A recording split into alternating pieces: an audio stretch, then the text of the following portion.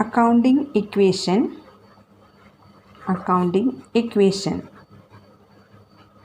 I already explained what is accounting equation.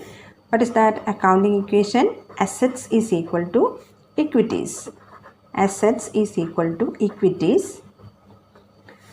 Then we can classify this equities into two, that is creditors equity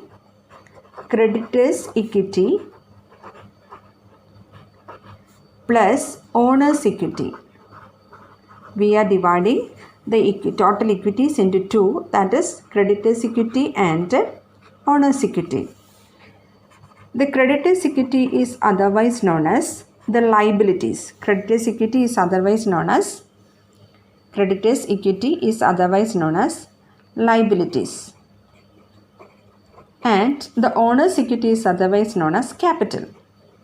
Therefore, we come to the accounting equation, that is A is equal to L plus C, that is asset is equal to liabilities plus capital. Therefore, we can find out capital while deducting liabilities from assets. Therefore, A minus L is equal to C, A minus C is equal to L. So, A minus L minus C is equal to 0. This is the base of accounting. According to this equation, we can draw a statement. That statement is known as position statement. We can draw a statement, that is position statement or balance sheet. So, in order to find out the financial position of a concern, we are drawing this statement, that is position statement or the balance sheet. We are dividing it into two, that is on the left side portion, we are representing the liabilities plus capital, and on the right side we are representing the assets. Therefore, this equation, that is the accounting equation, is otherwise known as balance sheet equation. Accounting equation is otherwise known as balance sheet equation. Is it clear? That is accounting equation. Asset is equal to equities. Asset is equal to creditors equity. That is equities can be classified into two, that is creditors equity and owner's equity. Creditors equity is otherwise known as liabilities and owner's equity is otherwise known as capital.